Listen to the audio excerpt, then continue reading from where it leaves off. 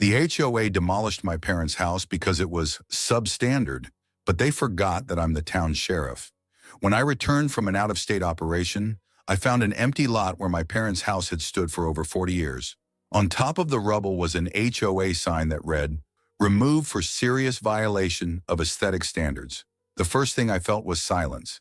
That strange kind of silence, which isn't peace, it's absence of everything, of life, of sound, of smell.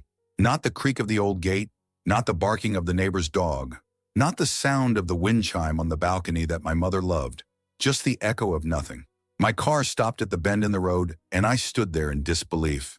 Where once stood the house where I grew up, now there was just an empty lot, covered in turned-over earth and broken concrete, a trail of tractor wheels on the ground, and a strange smell of fresh paint.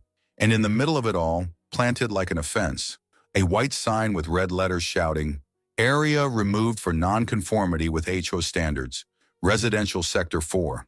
My eyes didn't blink. It wasn't just the structure that was gone. It was the past. My father's rocking chair, my mother's fern, the green sofa that made plastic noises every time someone sat down. Everything. It's all gone. And nobody told me. Nobody. The neighbor on the left appeared at the fence, looking like he'd seen a ghost and didn't know whether to say sorry or good luck. "I thought you already knew," he muttered. I didn't answer. I just took off my sunglasses and walked to the middle of the field. I stepped carefully, as if I was still hoping to find the kitchen floor. The tiles were stacked in a corner, broken.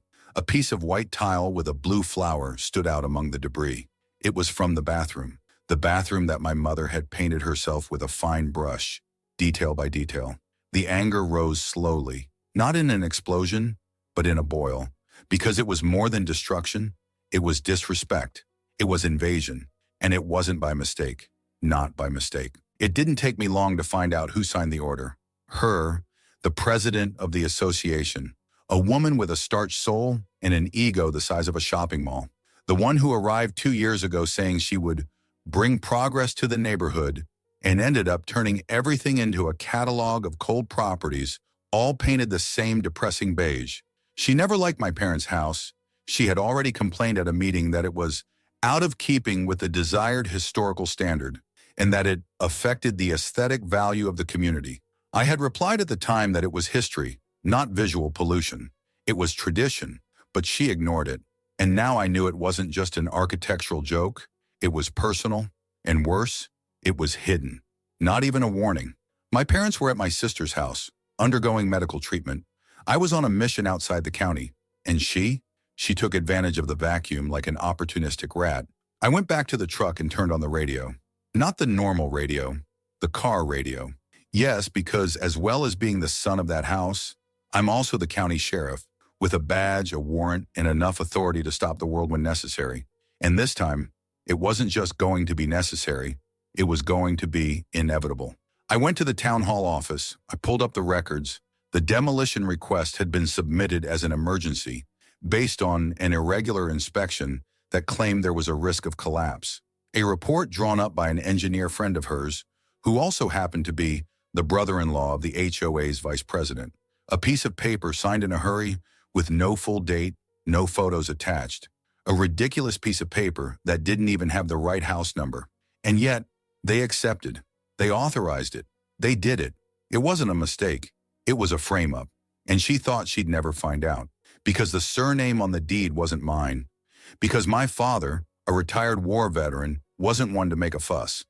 Because my mother only wanted to look after the garden and listen to AM radio. She thought she was going to demolish the memory of the city to make way for yet another generic facade with fake French windows.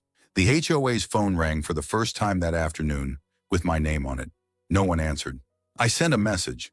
I received an automated reply with emojis and the phrase, "Your request has been received and will be answered within 72 hours. 72 fucking hours.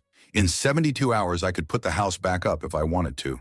I went back to the police station. I called the county prosecutor. I set up a meeting with the city's legal department. I opened a formal investigation for demolition without legal notice and misuse of public documentation. Every step, every form, every photo of the demolition was included with the care of someone who leaves no room for error. She was going to answer for everything, And it wasn't going to be with a letter of apology, but before any summons, I wanted to see her, to look her in the face, and show her what happens when you play sociopathic town planner with the wrong house, the wrong family, in the wrong place. And that I had already prepared, because what she didn't know yet was that the inauguration ceremony for the new HOA headquarters, scheduled for Friday, would be attended by a surprise guest, mine, and a truckload of documents under her arm. The new HOA headquarters were built in record time. A glass building with an artificial lawn, modern white benches, and a gold plaque at the entrance that read, Center for Community Integration. A nice name to hide authoritarianism disguised as regulation. The inauguration was announced with pomp. There were even banners all over the city as if it were a town hall event. All residents invited. Historic moment for our community. Free coffee and gifts for the first 30 visitors. A party set up to massage the president's ego and reinforce the illusion that she was building something relevant. On the morning of the event, the parking lot was full. Cars lined up, background music playing at a volume nobody asked for, and an artificial scent of flowers coming from electric diffusers scattered around the hall. On the makeshift stage, the woman who had signed the destruction order for my parents' house was beaming, dressed in beige from head to toe, microphone in hand, smile rehearsed. She even had a folder with the new aesthetic coexistence guides that would be distributed like UN brochures. I stood outside leaning against the car, watching the movement. I didn't go in straight away. I wanted to see, feel the atmosphere, to understand how a structure based on control can be sustained with the applause of half a dozen neighbors afraid of fines for tall grass. Inside, she began her speech.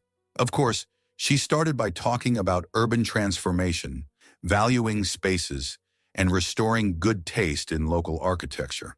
She threw difficult words into the microphone like someone throwing confetti to hide dirt. Nobody dared interrupt. Nobody until I entered.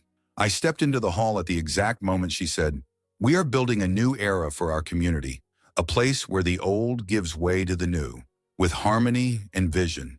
She saw me. Her voice faltered. She tried to maintain her posture. She continued as if it were nothing. I approached slowly, with the folder of documents under my arm and a steady gaze. Some were already whispering.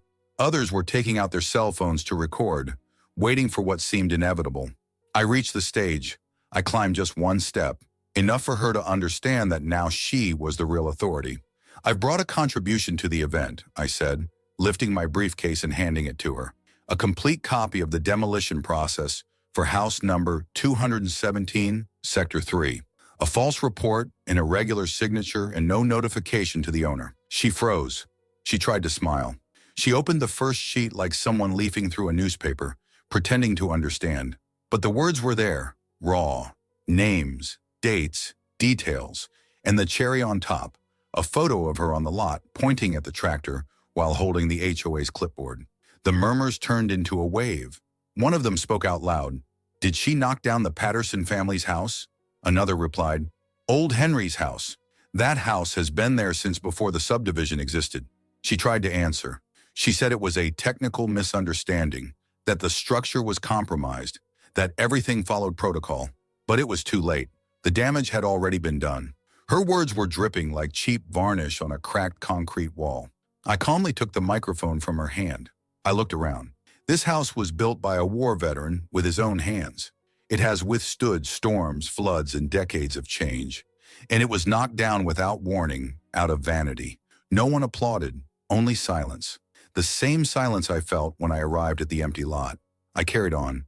And the person responsible for this is not an institution, it's a person, with a name, with a signature, and now with an open case for abuse of authority, damage to property, and falsification of an official document.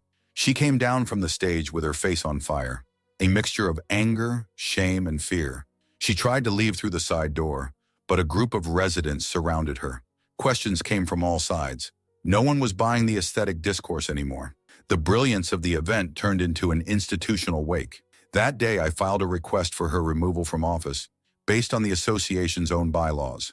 I used the same rules she had created to punish residents for planting cacti out of symmetry. In less than 48 hours, the board was forced to call a vote. The result was unanimous dismissal. The HOA's new headquarters remained abandoned for weeks. The banner fell down, the diffusers went out. The grass grew in front and, ironically, no one showed up to issue a fine. The city breathed again. People started chatting on the sidewalks again, without fear of receiving a letter threatening an infraction. But it wasn't over, because the process would continue. The demolition would not be forgotten, and the rubble wouldn't be swept away like autumn leaves. The process went faster than usual, perhaps because of the symbolic weight of what was destroyed. That house wasn't just an old residence, it was a collective memory. Almost every old-timer in town had already had a coffee there, fixed something for my mother, or eaten a piece of her famous corn cake, sitting on the porch to the sound of the squeaky radio. And what she did, the demolition in secret, the poorly signed paper, the execution without warning, wasn't just a paperwork crime. It was an attack on everything this community understood by home. The hearing was scheduled in an old building downtown, where the echo of voices hits the musty-smelling wooden walls in history. I arrived early, clean uniform, everything in order. The press were already in place, this time with a very different tone to the yellow ribbon report. Local reporters, cell phones ready, neighborhood channel microphones. Everyone wanted to get a closer look at the fall of the woman who thought she was above everyone. She arrived escorted by her lawyer, a guy bloated with ego and expensive perfume. He carried a red briefcase and a calculated expression of fragility. She wore neutral clothes, her hair in a tight bun, and the large glasses of someone who wants to look less like a villain and more like a victim. She entered the room as if she were a court actress in a Sunday movie. They tried everything. They claimed that the demolition order had been misinterpreted by the technical team, that the HOA's authorization was only a symbolic endorsement, and that the demolition happened at an unfortunate moment, with no intention of causing emotional damage. The prosecutor showed photos, rubble, a plan of the house, documents from the town hall with invalid digital signatures, prints of the woman's own messages laughing about the house in a private association group. Yes, she had the nerve to write in a WhatsApp group, "At last, that crate is gone. We can now breathe without looking at that brown wreck." When the judge read the message out loud, a gentleman sitting behind me, an old acquaintance of my father's, the former owner of the local hardware store, let out a low but audible "scoundrel." No one reprimanded him. She cried. Not too much, just enough to look fragile. She said she was pressured by her position, that she just wanted to fulfill her role, and that she deeply regretted the misunderstanding. A regret that only came after the formal complaint, after the headline, after the public shame. They even spoke of her fragile emotional state, that she suffered from constant criticism, and that she didn't have full discernment of the consequences of her actions during that period. They had the audacity to suggest that she be sent to a community conflict mediation program instead of formally answering for her crimes, as if breaking a house with a tractor was a neighbor's quarrel. My turn to speak came almost at the end. I didn't have to shout or dramatize. I just told them what that house was, what it meant, how my father had built each piece with his own hands, with no help from a bank, just a hammer, faith in the wood he had cut himself. I talked about the balcony where my mother prayed, the garden she watered until dawn, the sound of the clubs creaking under her footsteps, the simple parties in the backyard, the smell of food made with history. And then I mentioned the day I came back and saw nothing but dust, the image of nothing, the sound of the wind hitting what was left, the loudest silence I've ever heard. I didn't need any more than that. The judge closed by saying that it was unacceptable for someone in a position of community leadership to disrespect private property and, worse, to try to justify the irreparable with false papers and calculated tears. The decision was clear: convicted of unauthorized demolition, falsification of a document, abuse of institutional power, a huge fine, a ban on working in any community organization for an indefinite period, and she was ordered to pay, penny by penny, for the reconstruction of the house in its original form. Her expression at that moment, a black and white picture of defeat. She tried to hold back the tears, but this time it wasn't theater. It was the end. She got up from her chair, with her shoulders bowed, without grace or strength, and left without saying a word. Outside, the newspaper reporter, the same one who had done a biased story at the beginning of the story, was now holding the microphone with a different posture. She asked me if I wanted to make a statement. I thought for a second and replied, "Some things aren't just wood and cement, they are roots, and when someone tries to pull them out by force, They have to learn that roots can't be cut without consequences. She wrote it down. She filmed it, and she finally understood. Reconstruction began a week after the ruling. I didn't wait for bureaucracy or a budget from the town hall. I took the original project, recovered old photos, drew up the plan with the help of a local architect who knew every corner of the house by heart. He had even helped my father raise part of the roof in the 80s. One by one, the residents began to appear on the plot with tools in hand. People I didn't even know remembered my parents. People who grew up passing by, leaving cakes at the gate, chatting away the evenings. People donated paint. People lent scaffolding. It wasn't just construction, it was repair. It took just over 3 months. Wood in the original style, a porch with the same curvature, red tiles from the same pottery that produced the first ones, still active in the neighboring county. Every detail respected, every nail pounded, with a kind of care that only those who understand the value of a story know how to take. At the end of the work, I planted the same types of flowers that my mother used to grow. Sunflowers, daisies, 2 lavender bushes, and a wind chime just like the one she used to hang from the kitchen window ledge. When it rang again, with the afternoon breeze, it was as if the house breathed for the first time after the trauma. But the best was yet to come. The town unanimously decided to turn the house's reopening into a public ceremony. Not just any party, a tribute, a declaration. The new HOA, completely revamped after the scandal, supported it. The new president, a discreet, practical guy who prefers peace to regulation, showed up with a framed picture, a copy of the sentence and a simple text saying, "Never again."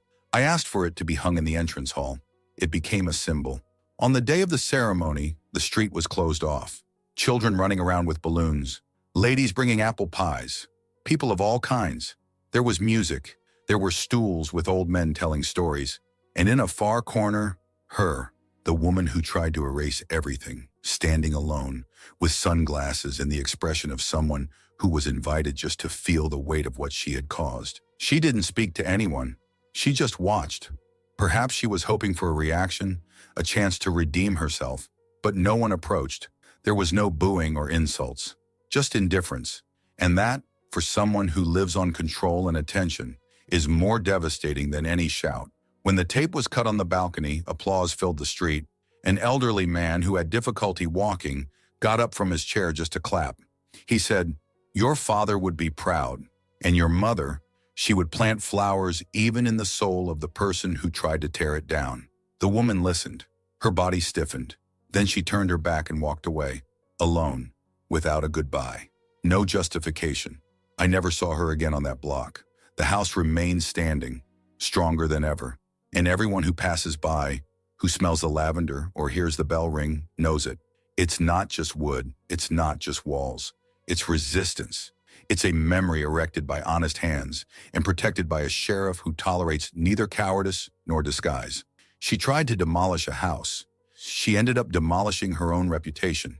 And even if she tries to start again elsewhere, she'll carry the title forever. The woman who destroyed a town's history and saw the whole town rebuild it with her own hands without having to raise her voice. And if you like this video, don't forget to leave a comment and a like.